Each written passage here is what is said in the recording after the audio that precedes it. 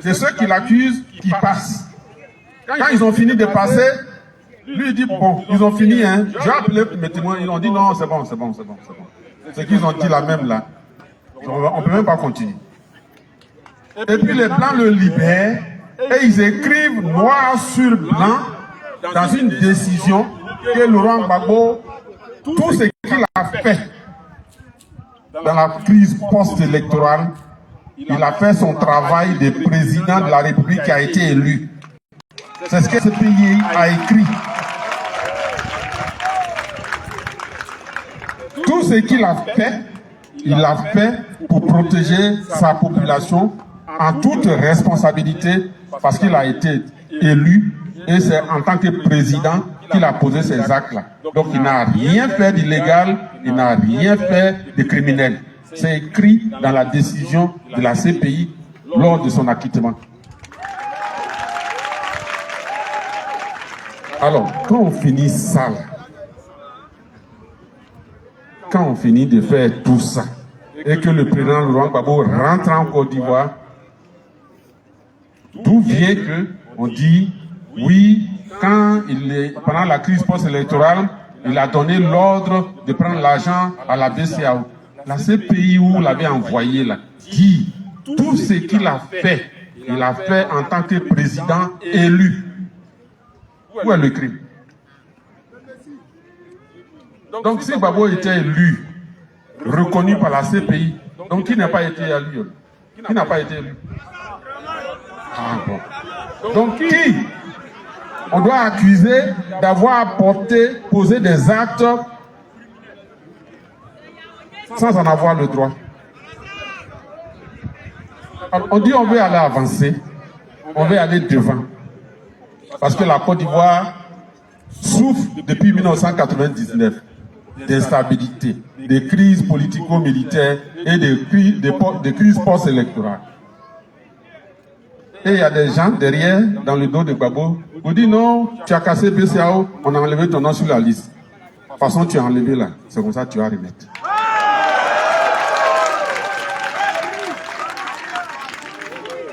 J'ai fait tout ce tour pour vous dire, population de Grand Mori, population de la région de la Niébi-Tiassa, apprêtez-vous, 2025, tranquillement, on va aller dans les urnes, on va remettre Laurent Gbagbo au fauteuil présidentiel et il va continuer le travail qu'il a commencé et qui a été interrompu par un coup d'État. C'est ça. C'est pour vous rassurer. C'est pour vous rassurer. Laurent Gbagbo, là, il sera sur la liste électorale noir sur blanc, tranquillement, et puis on va aller voter. La stratégie actuelle, c'est de retarder. C'est de retarder. On va pas vite, on cherche à ne pas mettre son nom vite pour que vous soyez découragés et que vous puissiez dire, ah, Gbagbo que nous on veut là, son nom n'est pas sur la liste. Donc, comment on va faire? Ça là, c'est ce que ceux qui ont enlevé Gbagbo par coup d'État là, c'est ce qu'ils veulent que vous disiez.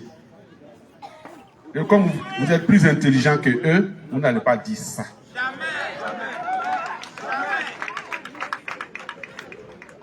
En 2025, nous sommes en train de nous battre pour dire à la commission électorale que la loi dit chaque année, tu dois réviser la liste électorale. Comme ça, ceux dont l'âge est arrivé, on va mettre leur nom.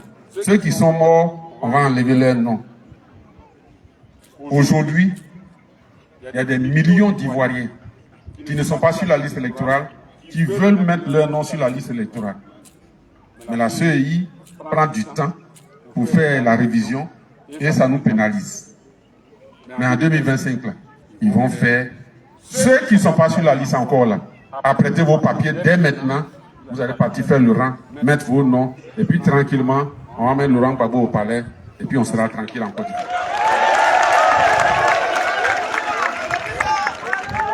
Le message principal que je suis venu vous livrer là, c'est ça. Si tu as des doutes Si tu hésites, si tu as peur, à compter de ce jour, samedi 18, tu dis le secrétaire général du PPACI, le député Tchéidé Jean Chef, envoyé par Laurent Gbagbo à Grand Morier, dit Gbagbo sera sur la liste électorale. Préparons-nous à le remettre au palais présidentiel pour le bonheur de la Côte d'Ivoire. C'est ça qui est la vérité.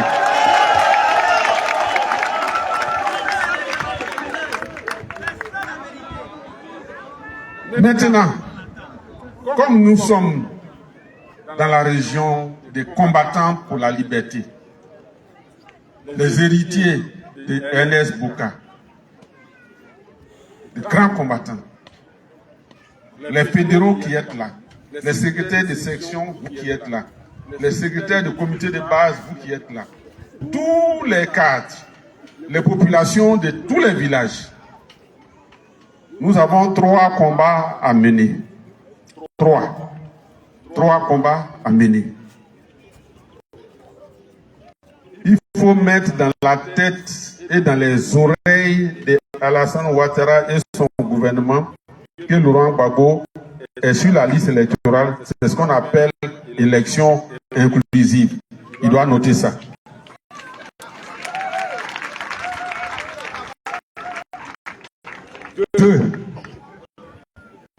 La seule île qui est dominée à 90% par les RHDP là, ce n'est pas un arbitre.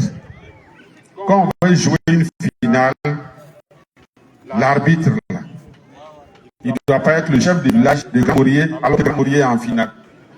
C'est pas normal. Si Grand Morier doit jouer contre notre village, la finale, les arbitres, on s'en va les prendre ailleurs et puis ils ne dépendent de personne. Mais la seule qui est là, ce n'est pas un arbitre. Ils sont les supporters du RHDP. C'est une succursale du RHDP. On ne peut pas. Et il y a un combat à mener. Le PPACI dit qu'il faut un nouvel organe électoral en Côte d'Ivoire. Ce n'est pas celui-là. Le PPACI dit, et c'est le 3e combat, la liste électorale qui est là, il y a au moins 3 millions d'électeurs frauduleux. Les gens qui n'ont pas le droit d'être sur la liste électorale et qui y sont. On va les enlever avant d'aller à la bataille.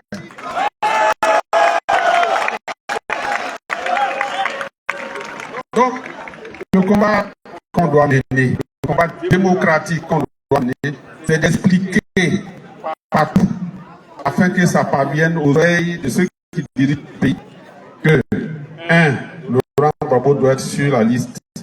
Dépêchez-vous de le faire pour éviter les difficultés. 2, on doit la dissoudre pour mettre en place une nouvelle CI. 3, la liste électorale là, on doit la nettoyer. C'est pour cela, conformément à notre tradition, nous, le PPACI, donc nous disons, asseyons-nous et discutons de tout ça.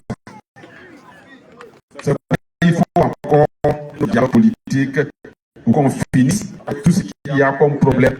Pour que les Ivoiriens aillent aux élections de 2005, le cœur léger, la tête tranquille.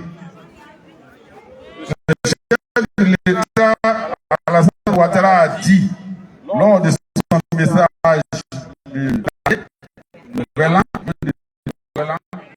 que l'élection de 2005 sera apaisée et démocratique. Si j'étais présent au moment où on dit son discours, j'ai ajouté inclusive, transparente et apaisée. Apaisée, là, c'est la conséquence des 2 premières. Inclusive, transparente, donc apaisée. C'est ça. Donc, comme il dit que c'est apaisé et démocratique, eh bien, c'est une question de terminologie. Nous sommes en janvier. Que le gouvernement prenne toutes les mesures qui lui paraissent appropriées pour que la question, électoral réglé définitivement et comprend. C'est ça l'appel. C'est ça l'appel lancé depuis Ramori. Le PACI, les Ivoiriens ont trop fait.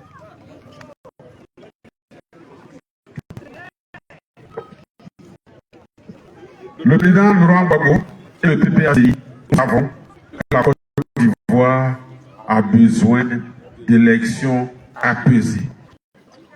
La Côte d'Ivoire a besoin de faire comme les autres pays où un président sortant passe le flambeau à un président entrant. Depuis la mort de Foué Boigny, il n'y a jamais eu de passation. En Côte d'Ivoire. Si vous avez vu un président, dites-moi en Côte d'Ivoire ici. Vous êtes président pendant 33 ans, il est mort, donc il y a passation. C'est la position qui a fait que Antoine Bédié est devenu président. Donc il n'y a pas eu de passation. Henri Bédié a traversé le parcours d'État en 1999. Il n'y a pas eu de passation. Guy Robert a perdu en 2000. Il voulait confisquer. Les jeunes sont sortis. Il a pris un hélicoptère pour partir. Il n'y a pas eu de passation. Laurent Gbagbo, élu en 2010, il a été dans coup d'État et déporté à la CPI. Il n'y a pas eu de passation. Pour une fois en Côte d'Ivoire, il faut que nous ayons une passation entre un président sortant et un président entrant. Et c'est ce que Laurent Gbagbo va faire